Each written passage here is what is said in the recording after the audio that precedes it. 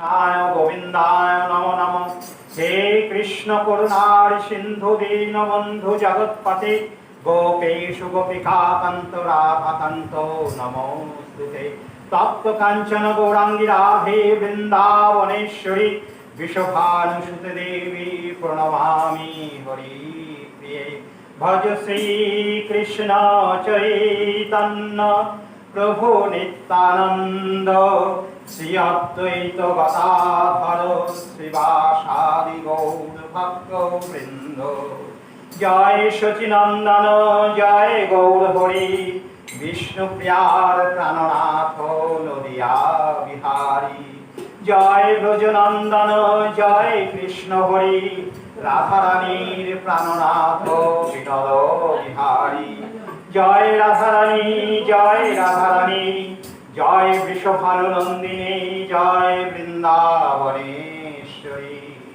जय राधे जय राधे जय राधे। আজকে ভাগবতের আলোচ্য বিষয় হচ্ছে ভাগবত ধর্ম। ভাগবত আমাদের কি ধর্মের কথা বলেছে, আমাদের কিভাবে চলতে বলেছে, কি করতে অনুচিত বলেছে, কিভাবে চললে আমাদের সর্বমঙ্গল হবে, সংসারের উন্নতি হবে, তা ভাগবতে সুন্দরভাবে বর্ণনা করা হয়েছে। সেই কথাই আজকে আলোচনা করা হবে। যা শুনলে মঙ্গল হয়, যা শুনলে পবিত্র হওয়া যায়, যা শুনলে শুদ্ধ হওয়া যায়, তাই হচ্ছে ভাগবত ধর্ম। সুখদেব মুনি বসেছেন গঙ্গার তীরে, রাজা পরীক্ষিতকে ভাগবত কথা শোনাচ্ছেন। রাজা পরীক্ষিতের মনে বড় লালসা যে আমি আর মাত্র 7 দিন বাঁচবো, এই 7 দিন আমি নিরবিচ্ছিন্ন ভাবে গোবিন্দের কথা শুধু শুনবো। এই লালসা যদি ভেতরে না থাকে তাহলে গোবিন্দর পাঠ বা ভাগবত কথা শুনে কোনো লাভ হয় না।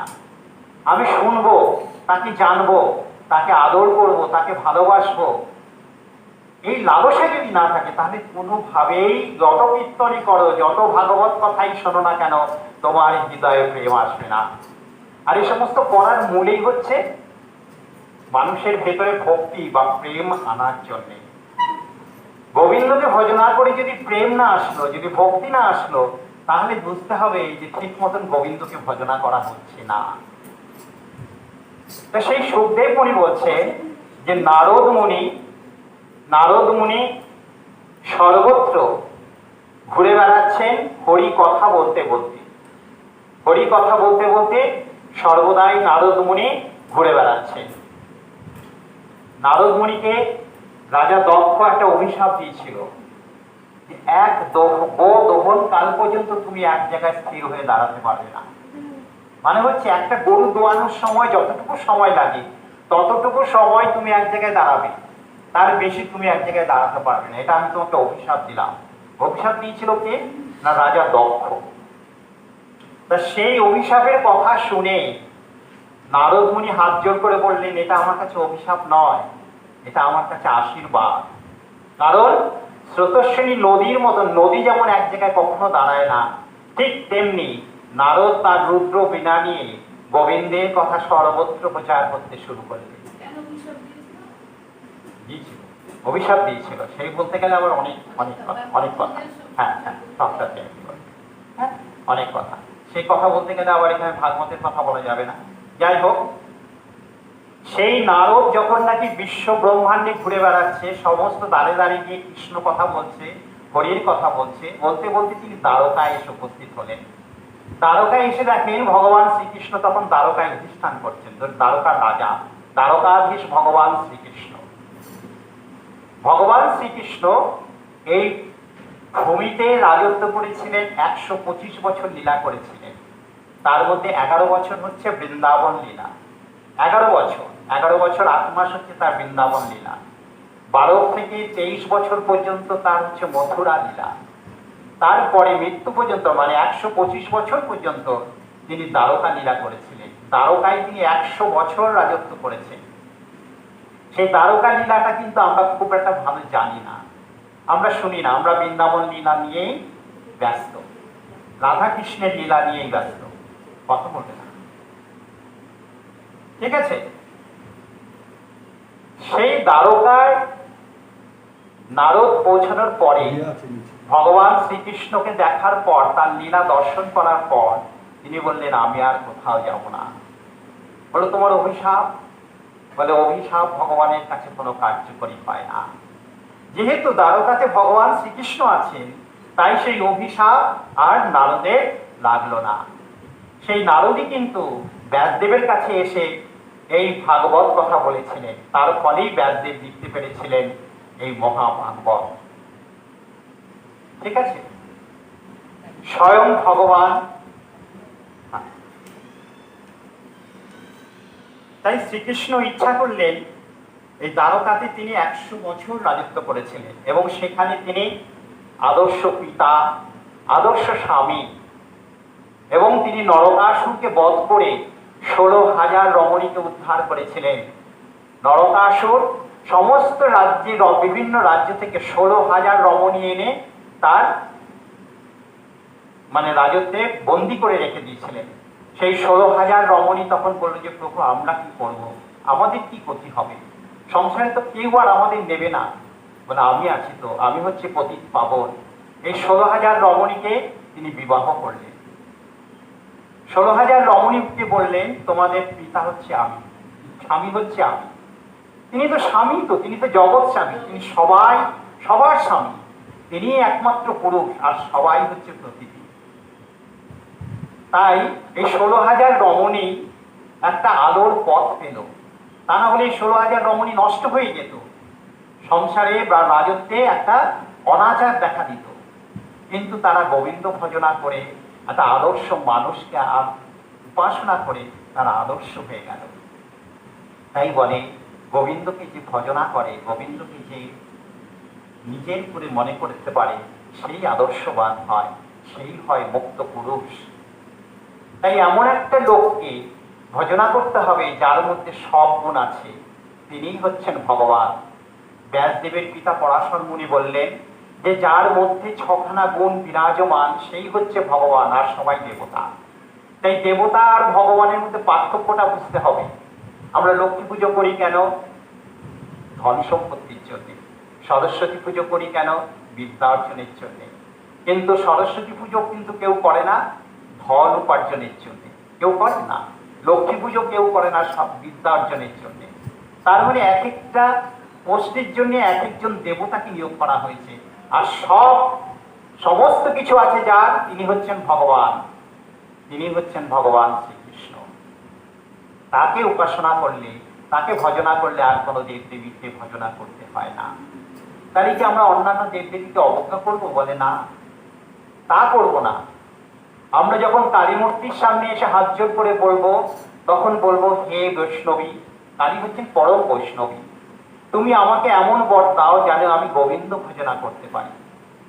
শিব হচ্ছেন পরম বৈষ্ণব, তাকে নমস্কার করে আমরা কি বলবো? হে বৈষ্ণব শ্রেষ্ঠ, তুমি আমাকে এমন আশীর্বাদ দাও যেন আমার গোবিন্দ ভজনায় মতি হয়। তাই যে দেবতা যখন যে দেবতাকে প্রণাম করবে, তখন তার কাছ থেকে শুধু একটাই বর মেগে নেবে, তা হচ্ছে যেন গোবিন্দের চরণে আমাদের মতি থাকে। আমাদের মন বড় চঞ্চল, কামনা বাসনায় পরিপূর্ণ, পাপে পরিপূর্ণ। তাই এই কলিযুগের মানুষ ভগবানকে ডাকতে জানে না। তাই ভগবান শ্রীকৃষ্ণ যখন ঠিক করলেন যে তিনি দ্বারকায়, তিনি এই বৃন্দাবনে আসবেন, কিসের জন্য আসবেন? তিনি বলছেন ধর্ম সংস্থাপনায়, ধর্মকে সংস্থাপন করতে এবং অধর্মকে বিনাশ করতে, সাধুদের উদ্ধার করতে। এগুলো তো সব বাহ্য কথা, সবাই জানে। কিন্তু যেটা জানে না, যেটা নাকি ভগবানের অন্তরের কথা, তা হচ্ছে তিনি শুদ্ধ প্রেম আমাদের দান করতে চাইলেন। এই শুদ্ধ প্রেমের কথা কেউ জানতো না। শুদ্ধ প্রেম কি? যে প্রেমের মধ্যে কোনো পাওনা বা দেনা দেনা নেই। স্ত্রী স্বামীকে ভালোবাসে কেন? না স্বামী উপার্জন করে বলে। স্ত্রীকে স্বামী ভালোবাসে কেন? না তাকে সে তৃপ্তি দেয় বলে। পুত্র স্বামীকে, পিতাকে ভালোবাসে কেন? না তার ভরণ পোষণ পিতা করে বলে। তা না হলে কে করে? সংসারে সব কিছু হচ্ছে স্বার্থের জন্যে, স্বার্থে। তা গোবিন্দ বললেন আমাকে তুমি যদি ভালোবাসতে চাও, আমাকে যদি ভজন করতে চাও, তাহলে নিঃস্বার্থভাবে ভজন করতে হবে। তাই মহাপ্রভু আসার আগ পর্যন্ত আমাদের চারটে ধর্ম ছিল। একটা হচ্ছে অর্থ, মোক্ষ, আরেকটা হচ্ছে অর্থ কাম মোক্ষ, আর হচ্ছে বস্তু। এই চারটের জন্যে সবাই ধর্মকে আলোচনা করত, যা যজ্ঞ যাই করত, সব কিসের জন্যে? সংসারের উন্নতির জন্য, রাষ্ট্রের উন্নতির জন্য। মহাপ্রভু এসে বললেন, তুমি যত বড় বিজ্ঞই হও, তুমি যত বড় ধনী হও, তোমার ভেতরে যদি প্রেম না থাকে, ভালোবাসা না থাকে, তাহলে তুমি মানুষই না। বলে তাহলে আমি কি? আমার এত ঐশ্বর্য, বলে তুমি পশু। তুমি যদি গোবিন্দ ভজন না করো, তাহলে তুমি একটা বড় পশু। তোমার যদি অনেক ধন সম্পত্তি থাকে, সেই সম্পত্তি যদি বৈষ্ণব গুরু সেবায় না লাগে, রাধা মাধবের সেবায় না লাগে, জানবে ওই ধন সম্পত্তি সব বিষ। তাই ভক্ত কি বলছে? ভক্ত বলছে, হরি হরি বিফলে জনম গোয়াইন, মনুষ্য জনম পাইয়া রাধা কৃষ্ণ না ভজিয়া, মনুষ্য জনম পাইয়া রাধা কৃষ্ণ না ভজিয়া, জানিয়া শুনিয়া বিষ খাইন, হরি হরি বিফলে জনম গোয়াইন। গোয়াইন মানে হচ্ছে কাটালাম। মানুষ কখন সুইসাইড করে, কখন বিষ খায়, কখন ফাঁসি দেয়? যখন তার মন শরীরের প্রতি একটা বিতৃষ্ণা চলে আসে। তাই বলছে, এই দুর্লভ মনুষ্য জনম পেয়ে যদি আমরা গোবিন্দ ভজন না করি, তাহলে এই জনমটাই বৃথা হয়ে গেল। তুমি সুইসাইড করলে। তুমি হয়তো ভাবলে যে প্রচুর টাকা পয়সা রোজগার করলাম, আমি খাওয়া দাওয়া করলাম, চাকরি বাকরি করলাম, এত সুন্দর বাড়ি করলাম, কিন্তু সব ক্ষণিকের জন্যে। একদিন সব তোমাকে ছেড়ে চলে যেতে হবে। তুমি 10 ভরি সোনাই পড়ো আর 100 ভরি সোনাই পড়ো, তোমার মৃত্যুর সময় কিন্তু সবাই ওই সোনাগুলো গা থেকে খুলে নেবে। কারণ মৃত ব্যক্তির গায়ে কখনো সোনা মানায় না। তুমি যে হাতে 100 ভরি সোনার চুড়ি পড়েছ, সেই চুড়ি তোমার খুলে নেবে যখন তোমার মৃত্যু হবে, কিন্তু কোনটা খুলতে পারবে না।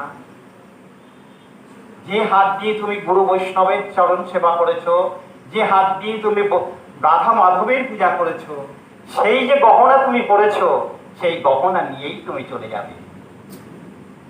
তাই এত ভাগবত কথা শোনা, এত কীর্তন করা, এত ভজন সাধন করা, সব কিসের জন্যে?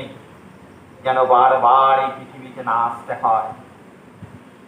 বলছে, তুমি এই সারা জীবনে যে পাপ করলে, আগের জন্মের যত পাপ, সব জন্মের জন্যে তোমাকে বারবার আসতে হবে এই পৃথিবীতে। তুমি মনে করো না এই জন্মই তোমার শেষ। তুমি এই জন্মের জন্যে পরের জন্মে কি হবে, তাই এই জন্মের ওপর নির্ভর করবে। গান্ধারী 50টা জন্মের কথা বলতে পারত, 50 জন্মের কথা বলতে পারত, কিন্তু 51টা জন্মের কথা সে বলতে পারত না। তার যখন 100 পুত্র মারা গেল, তখন গান্ধারী দৌড়ে কৃষ্ণের কাছে আসলো, বলে, কৃষ্ণ আমি তোমাকে অভিশাপ দেবো। বলে, কেন? বলে, তুমি আমার 100 ছেলেকে মেরেছো, তুমি আগে আমাকে বলো আমার কোন পাপের জন্যে আমার 100 ছেলে মারা গেল। আমি এমন কি পাপ করেছিলাম যে আমার 100টা ছেলে আমার চোখের সামনে মারা গেল? বলে, তাহলে শোনো, তুমি 50 জন্মের কথা বলতে পারো, কিন্তু তার পরের জন্মের কথাগুলো আর বলতে পারো না। সেই জন্মের সময় তুমি 100টা প্রজাপতি, তুমি এক রাজকন্যা ছিলে, আনন্দের চোটে 100টা প্রজাপতির মালা গেঁথে পড়েছিলে, 100টা প্রজাপতির তুমি প্রাণ নিয়েছিলে। আমি ইচ্ছা করলে তোমাকে 100 জন্মে 100টা পুত্র শোক দিতে পারতাম, কিন্তু একই জন্মে তোমার সেই পুত্র শোক শেষ করে দিলাম। তুমি এই পাপ থেকে মুক্ত হয়ে গেলে। সুতরাং আমরা যে দিন রাত্রি এত পাপ করে চলছি, এই পাপের কিন্তু আমাদের ফল ভোগ করতেই হবে। এটাই আমাদের ভাগবত বলে। ভগবান শ্রীকৃষ্ণ দেবকীকে প্রণাম করতে গেছে কারাগারে, কংসকে বধ করে প্রণাম করতে গেছে। তখন দেবকী বলছে, দাঁড়াও কৃষ্ণ, আমাকে তুমি পরে প্রণাম করো, সবার আগে বলো আমি কি এমন কাজ করেছিলাম যে তো আমার বুকে স্তনের দুধ তোমাকে পান করাতে পারলাম না। এই 12টা বছর তোমার মুখে আমি মা ডাক শুনতে পেলাম না, আমি কি পাপ করেছিলাম? তখন দেবকীকে ভগবান শ্রীকৃষ্ণ বলছেন, আমার দিকে তাকাও। দেবকী যখন কৃষ্ণের দিকে তাকালেন, তখন দেখলেন যে সেখানে কৃষ্ণ না, রামচন্দ্র দাঁড়িয়ে আছে। বলছে, মা তুমি তখন কৌশল্যা হয়ে বৈদেহী হয়ে গেছিলে। তখন কৌশল্যা তোমার হাত ধরে বহুবার বলেছিল, আমার বুক থেকে ভগবান রামচন্দ্রকে তুই সরিয়ে নিস না। 12টা বছর যদি রামচন্দ্র আমার কাছ ছাড়া হয়ে যায়, তোর দশরথ রাজা আর বাঁচবে না। তখন তুমি সে কথা শোনোনি। তখন আমার মায়ের তুমি সহস্র চোখের জল ফেলেছিলে। সেই পাপে আজকে তুমি আমাকে মা ডাক শুনতে পেলে না, তোমার স্তনের দুধ আমি পান করলাম না। এবং এই জন্মে না, এর পরের জন্মে আমি যখন গৌরলীলায় যাব, তখনও তুমি হাগৌর হাগৌর বলে কাঁদবে। এক জন্মের পাপের জন্যে তুমি 2 জন্ম ধরে সেই পাপের প্রায়শ্চিত্ত করবে। তাই ভাগবত বলছে, কখনো যেন তোমার জন্য কারোর 1 ফোঁটা চোখের জল না পড়ে। তোমার জন্য যদি কারোর 1 ফোঁটা চোখের জল পড়ে, তাহলে সহস্র ফোঁটা জল তোমাকে ফেলতে হবে, এই জন্মে হোক বা পরে জন্মে। তা বলছে যে কত লোককে আমি লিখে কত পাপ কাজ করে, অথচ মহান তবিয়াতে আছে, খাচ্ছে দাচ্ছে ঘুরে বেড়াচ্ছে, কি সুন্দর বাড়ি করেছে, তার ছেলে মেয়েরা চাকরি করছে, কই তাদের তো কিছু হয় না? বলে হয়। জমিতে যখন বীজ ফেলা হয়, বীজ ফেললেই কিন্তু সঙ্গে সঙ্গে বৃক্ষ হয় না। তাতে বর্ষার জল পড়া চাই, সেচ পড়া চাই, সার পড়া চাই, তারপর সেখান থেকে অঙ্কুরিত হয়ে তারপর বৃক্ষে রূপান্তরিত হয়।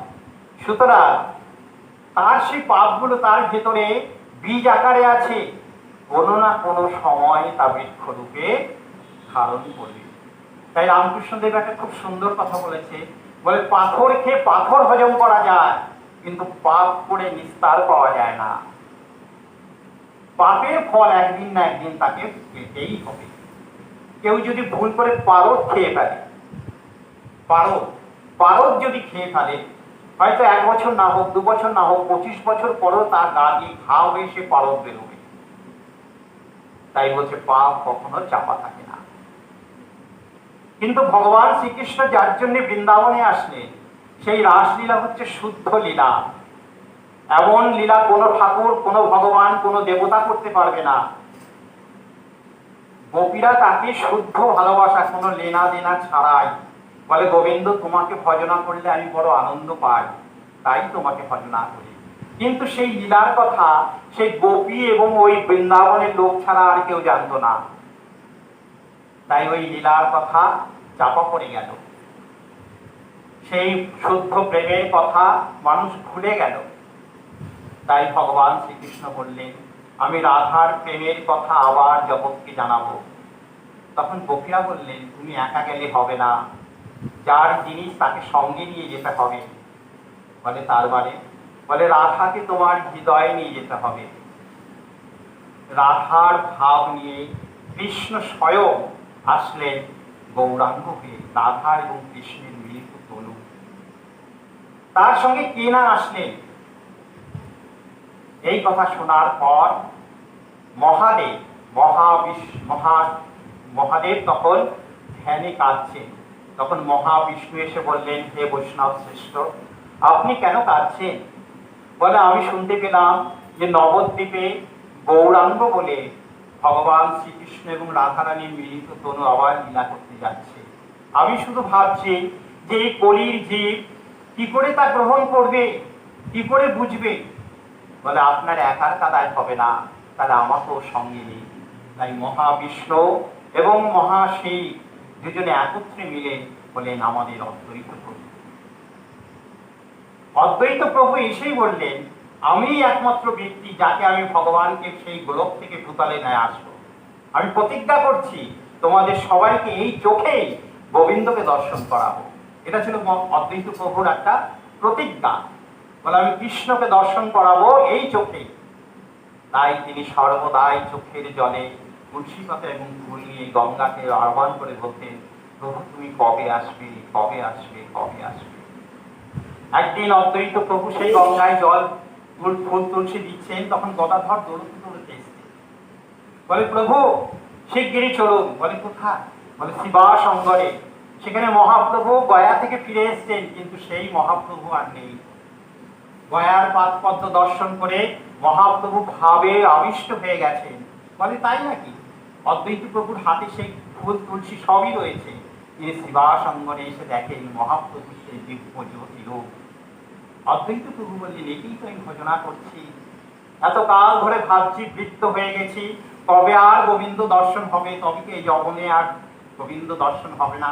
এই তো আমার গোবিন্দ বলে তার নিজের সেই হাতের ফুল মহাপ্রভুর চরণে দিলেন। মহাপ্রভু তখন বললেন কে গো আমাকে পূজা করলে, কে আমাকে পুজো করলে? তখন বললো আমি। বলে অদ্বৈত তুমি তুমি অনেক চোখের জল ফেলেছ আমাকে আনার জন্যে, তুমি আজকে আমার স্বরূপ দর্শন করো। তখন অদ্বৈত প্রভু দেখলেন শিবাসঙ্গন জ্যোতি করে সেই রাধা কৃষ্ণের মিলিত করু গৌরাঙ্গ সুন্দরী হচ্ছেন কৃষ্ণ এবং রাধারানী। কে আসেনি?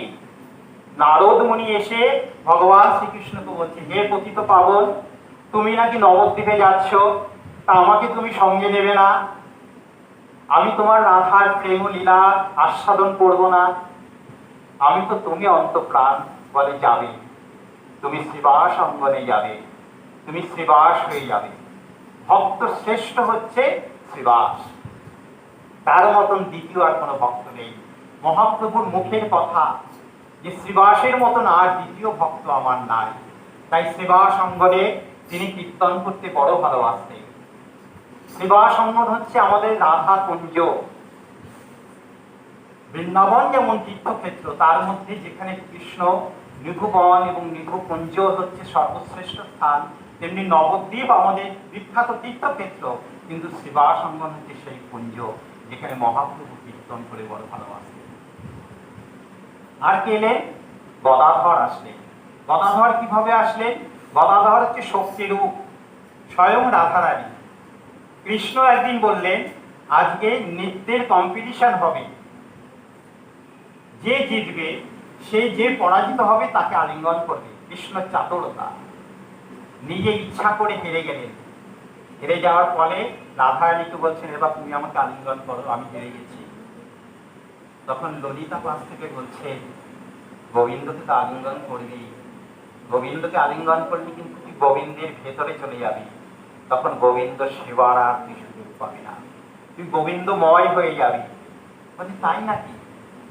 কিছুটা যাওয়ার সময় দেখছি যে সত্যিই তো আমি তো গোবিন্দময় হয়ে যাচ্ছি। তখন রাধারানী আবার চলে আসে। কিছুটা মহাপ্রভু হলেন, আর যেটা নাকি হলেন না সেটা হলেন গদাধর।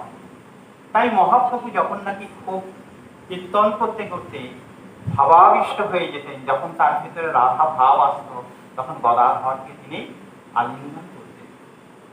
গদাধর ছিলেন মহাপ্রভুর বাল্য বন্ধু। যখন গয়া থেকে ফিরে এসছেন তখন সর্বদাই হাত কৃষ্ণ করে তাড়ছে, মাটিতে গড়াগড়ি খাচ্ছে। তখন গদাধর মহাপ্রভুকে কোলে নিয়ে তার শ্রী অঙ্গের ধুলো ঝাড়তে ঝাড়তে বলছে গদা প্রভু তুমি এত উতলা হচ্ছ কেন? কৃষ্ণ তো তোমার অন্তরে আছে। মানে তাই? তুমি আমাকে বাঁচালে বন্ধু, আমার হৃদয়ে কৃষ্ণ আছে, এ তো আমি জানতাম না। বলে তার নখ দিয়ে তার বুক চিপতে শুরু করলো। তখন গদাধর গিয়ে মহাপ্রভুকে জড়িয়ে ধরলেন, তার বুক দিয়ে তার বুক রক্ষা করলেন। এটা দেখে সতীমা বললেন গদাধর এইভাবে তুই করে করে রাখিস আমার নিমাইকে। তাই গদাধরকে সর্বদাই মহাপ্রভু বামে রেখে সবসময় কীর্তন করতেন। মহাপ্রভু যখন লীলাচলে চলে গেলেন, গদাধরও নবদ্বীপ থেকে লীলাচলে চলে গেলেন। গোটা গোপীনাথে তিনি থাকতেন। প্রতিদিন মহাপ্রভু গঙ্গা স্নান করে গোটা গোপীনাথে আসতেন। মহাপ্রভু শুনতেন গদাধরের মুখে ভাগবত কথা। প্রতিদিন স্নান করে টোটা গোপীনাথে আসতেন। সেই টোটা গোপীনাথের সেবা করতেন গদাধর। হঠাৎ একদিন মহাপ্রভু তার লীলা শেষ করে 48 বছর বয়সে তিনি চলে গেলেন নিত্যধাম। গদাধর যেন পাথরের মানুষ হয়ে গেলেন। 3 দিন তার কোনো হুঁশ ছিল না। নবদ্বীপ থেকে শ্রীবাস আচার্য গেছে গদাধরের সঙ্গে দেখা করতে। তার সঙ্গে দেখা করবে, চোখ দিয়ে শুধু অঝরে জল বেরিয়ে যাচ্ছে, স্থির পাথরের মতন বসে আছে গদাধর। তখন তার কানে গিয়ে বলল, নবদ্বীপ থেকে শ্রীবাস এসছে। বলে, শ্রীবাস আচার্য এসছ? তোমার উপরে অনেক দায়িত্ব দিয়ে গেছেন মহাপ্রভু, তোমার নাম সংকীর্তন প্রচার করতে হবে। বলে, জানো শ্রীবাস, এইখানে এই আসনটাতে মহাপ্রভু প্রতিদিন এসে বসে আমার ভাগবত কথা শুনতেন। প্রতিদিন স্নান করে এসে কত করুণাময় হয়ে ডাকতেন, গদাধর গদাধর, আমাকে আজকে ভাগবত কথা শোনাবে না? আজ আর কেউ আমাকে এমন ভাবে ডাকবে না, কেউ আর আমার কাছে ভাগবত কথা শুনবে না। এই দেখো সেই ভাগবত আমি যেটা মহাপ্রভুকে শোনাতাম। তার চোখের জল প্রতিদিন পড়ত। শ্রীবাস ঠাকুর দেখতেন যে সে ভাগবতের লেখাগুলো সব উঠে গেছে মহাপ্রভুর চোখের জলে। সেই গদাধর মহাপ্রভু চলে যাওয়ার পর আর বেশি দিন এই রাজ্যে ছিলেন না। তিনিও চলে গিয়েছিলেন নিত্যধামে।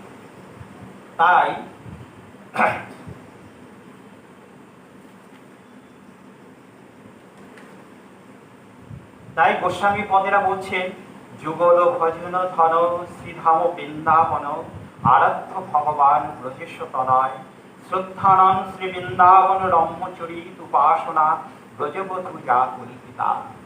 সুতরাং মহাপ্রভু আমাদের কি শিখিয়ে গেলেন? এই যুগল উপাসনা করো, রাধা কৃষ্ণের যুগল ধ্যান করো। কেমন ভাবে করবে তা দেখিয়ে দিয়ে গেলেন মহাপ্রভু ভক্ত রূপে এসে। তিনি ভক্ত রূপে এসে দেখালেন যে কিভাবে ভক্ত সাজতে হয়, কেমন করে গোবিন্দকে ডাকতে হয়। তিনি বললেন, সখী মঞ্জুরি ভাবে গোবিন্দকে ডাকো। রাধা দাসে তিনি বললেন যে আমরা সবাই হচ্ছি ভগবান শ্রীকৃষ্ণের দাস, জীব হচ্ছে কৃষ্ণের দাস, কিন্তু অন্তরের কথা কি না, রাধা দাস্য, রাধা রানীর মতন করে তাকে ডাকতে হবে, তা না হলে গোবিন্দকে পাওয়া যাবে না। তাই রূপ সনাতন বলছেন, যারা নাকি শুধু কৃষ্ণকে ভজনা করে তারা আমার বুকে একটা শেল মেরে দিয়েছে। রাধারানীকে ব্যতীত যারা গোবিন্দকে ভজন করে তারা এই প্রেম ভক্তি পায় না। তাই যারা নাকি সবকিছু পেল অথচ রাধা গোবিন্দের এই যুগলমূর্তি ভজনা করলো না, তাদের কিছুই হলো না, তারা কখনোই এই প্রেম ভক্তি পাবে না। তাই এই প্রেম ভক্তি পেতে গেলে কামবীজ কাম গায়ত্রী মন্ত্রে তাকে দীক্ষা নিতে হবে। এই ভাব একমাত্র আছে ব্রজে, একমাত্র বৃন্দাবনে। আর কোথায় আছে? যারা নাকি এই ভাব নিয়ে গোবিন্দকে ভজনা করে তাদের ভিতরে আছে। কাম বীজ কাম গায়ত্রী কথার অর্থ কি না, তুমি কাম বীজ কাম গায়ত্রী এই মন্ত্রে দীক্ষিত হলে তুমি সর্বদাই বৃন্দাবনে বাস করবে। বলে বৃন্দাবনে যেতে হয় না, বৃন্দাবনে কখনো বেড়াতে যেতে নেই, বৃন্দাবনে যেতে হয় সাধন ভজন করার জন্য। বৃন্দাবনে গিয়ে সেই রাধা কৃষ্ণের মিলিত ভাবটাকে অনুভব করতে হয়।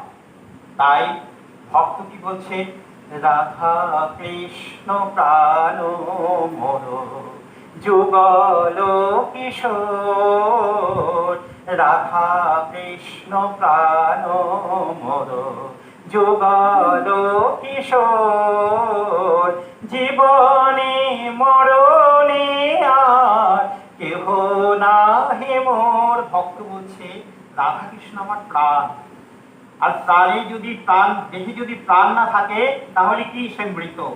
তাই বলছে জীবিত থাকি অথবা মৃত থাকি, আমার প্রাণ হচ্ছে রাধা গোবিন্দ।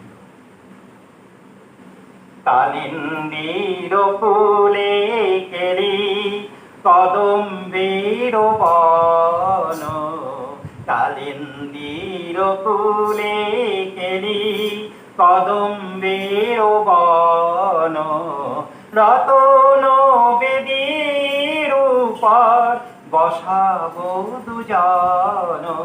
কালিন্দী বনে আমি মনে মনে ভাবছি যে রত্ন সিংহাসন তৈরি করেছি আমি, সোনার সিংহাসন, তাতে অতীব মূল্যবান রত্ন খচিত সেই সিংহাসনে আমি রাধা কৃষ্ণকে বসালাম।